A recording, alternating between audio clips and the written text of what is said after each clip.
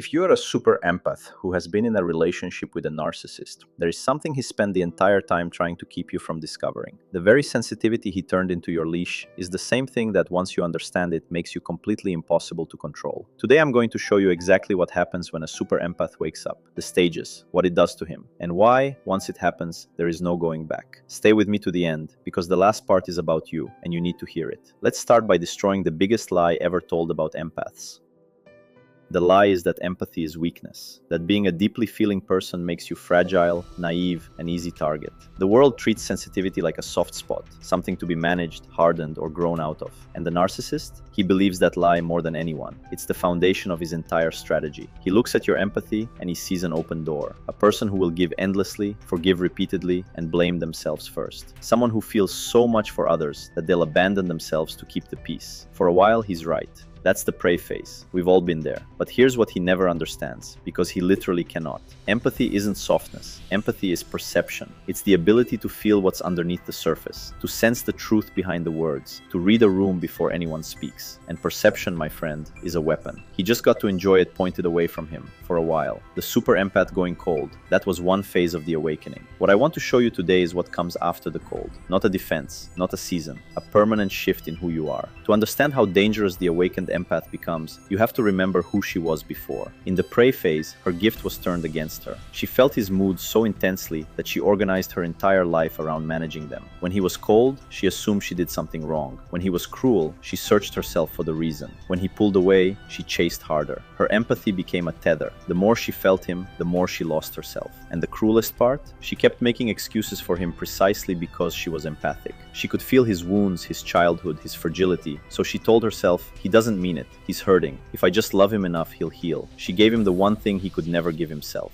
A deep, patient, unconditional understanding. And he took it. He took all of it. Until one day, there was nothing left to take. And that emptiness is where the awakening begins. The awakening doesn't start with rage. People expect fireworks, a screaming match, a dramatic exit. It's quieter than that, and so much more final. It starts the day the excuses stop working, the day his apology lands and she feels nothing, the day she catches the lie in real time and for the first time doesn't argue, because she finally understands that arguing was never the point. He was never confused. He knew exactly what he was doing. That realization is the crack in the spell. And once an empath sees the pattern, really sees it, her greatest weakness flips into her greatest strength in an instant. Because that same deep perception she used to turn on herself, she now turns toward him. And suddenly she can read his entire playbook. The love bombing, the manufactured chaos, the triangulation, the way he rewrote history, the way he isolated her so slowly she never felt the walls go up. She doesn't just leave the fog. She looks back and sees the whole machine for what it was. And you cannot unsee a machine once you've seen how it's built. So why is this the person a narcissist fears more than anyone else? 3 reasons. And each one dismantles a different part of his power. The first, she has his weapon, but with a soul attached. The narcissist reads people to exploit them. The awakened empath reads people to protect herself. She has the same X-ray vision he does. She just isn't empty behind it. That makes her unpredictable to him, because his tactics rely on you not seeing them. She sees all of them. The second, she no longer needs his validation. His entire grip ran on one thing, your need for his approval. The moment she stopped meeting it, the list dissolved in his hands. You cannot control someone who no longer wants anything from you. And the third, the one that truly ends him, she stopped reacting. She's not cold anymore. Coldness is still about him. She simply moved on from the conversation entirely. And that is the difference between a phase and the transformation. Her reaction was his food. Her love fed him. Her pain fed him too. But her indifference, he starves on it. A narcissist can fight your hate because hate still points at him. He cannot fight your peace because your peace has nothing to do with him at all. Here's what the awakened empath looks like from the outside. He provokes and gets nothing. He insults and she doesn't defend herself. He tries to make her jealous and she doesn't flinch. He throws the hook he's used 1,000 times and it sails right past her, like he isn't even there. To him, this is genuinely terrifying. Because for the first time, his words have no power. The buttons he installed in you over months and years, they've been disconnected.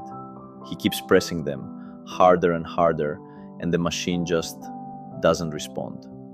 And this is where you'll see his mask finally slip. The charm cracks, the rage leaks out, the desperation shows. Because your calm is forcing him to confront the one thing he spent his whole life running from, the possibility that he is not as powerful as he pretended and never was. She doesn't have to say a single word to do this to him. Her stillness is the argument. Her existence, unbothered, is the most devastating thing he's ever encountered. Let's go inside his mind for a moment, because it's important you understand what you're actually doing to him, so you stop second-guessing it. A narcissist has no stable sense of self. He needs other people to reflect his importance back at him, constantly, the way the rest of us need air. That reflection is what keeps him feeling real. When you adored him, you were a mirror that made him look magnificent. When you cried and begged, you were a smaller mirror, but still a mirror. He could still see himself in your pain. He still mattered to you. But when you awaken and go quiet, you stop being a mirror at all. And without a mirror, he disappears to himself. That is the closest thing to true terror a person like him can feel. The horror of being unseen, of being ordinary, of being irrelevant to the one person who used to revolve around him. This is narcissistic injury at its deepest level. Not the wound of being left. He can spin being left into a story where he's the victim. The wound of being made unimportant. That's the one he can't rewrite. And that's the one the awakened empath delivers without even trying. But now I have to give you the most important warning in this entire video. Please don't skip this part. When an empath awakens and discovers this power, there's a dangerous temptation. The temptation to use it the way he did, to become cold for the sake of cruelty, to weaponize the perception, to punish, to play the games back, to win. That road exists. It even has a name, the dark empath. Someone with the empath's perception but the narcissist's intentions. And I want to be very clear with you. That is not the goal. That is a trap. Because the moment you become him to defeat him, he wins. He turns one more feeling person into something colder. That's the only victory he's ever really after. The awakened empath isn't dangerous because she became cruel. She's dangerous because she stayed kind and finally put a door on it. Her empathy is still fully alive. She can still feel his wounds. She can even wish him healing. She simply stopped handing the key to someone who only ever used it to rob her. That's not the death of her empathy. That's her empathy finally wearing armor. So what does her life actually look like on the other side? From the outside, the empath who woke up can sound like a loss. Like she became hard, closed, less than she was. The truth is the exact opposite. She didn't lose her warmth. She finally gave it boundaries. Warmth with no boundary isn't love. It's just an open wound that anyone can walk into. What she built was a wall with a gate, and now she decides who passes through. She didn't stop feeling. She stopped performing her feelings for an audience that used them against her. She didn't become heartless. She became unavailable to people who only ever brought her winter. And the connection she's open to now is a completely different species of love. Not rescue, not fixing, not the frantic spark that, she can admit now, was never excitement. It was anxiety in disguise. She wants reciprocity, two whole people, already grounded, already honest about their own shadows. And until that arrives, she is in no hurry at all, because she is no longer afraid of her own company. She has become the safe place she spent years looking for in everyone else. And now, I need to stop talking about her and start talking about you. Because this was never a story about some distant, stronger woman. It's a mirror. And if these words have been landing in your chest like a weight you can physically feel, it's because some part of you is already waking up. You're tired. Tired of shrinking, your voice, your needs, your instincts, to fit inside something that was always too small for who you are. You've been talking yourself out of what you clearly see, calling your perception overthinking, apologizing for feelings that were trying to protect you the whole time. Hear me. Your sensitivity was never the problem. It was never the flaw he convinced you it was. It was always your radar. He just spent the entire relationship trying to jam the signal, because a feeling person who finally trusts what they feel is the one weapon he has no defense against. You don't have to become cold. You don't have to become him. You just have to wake up and stop aiming all that beautiful perception at your own throat. So if you're standing in that in-between place right now, the fog starting to lift, the excuses starting to fail, that strange new quiet where you're beginning to feel less and see more, I want you to remember three things.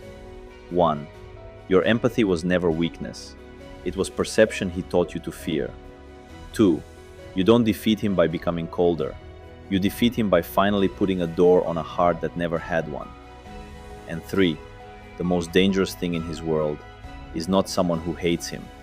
It's you, awake, unbothered, and finally, fully on your own side.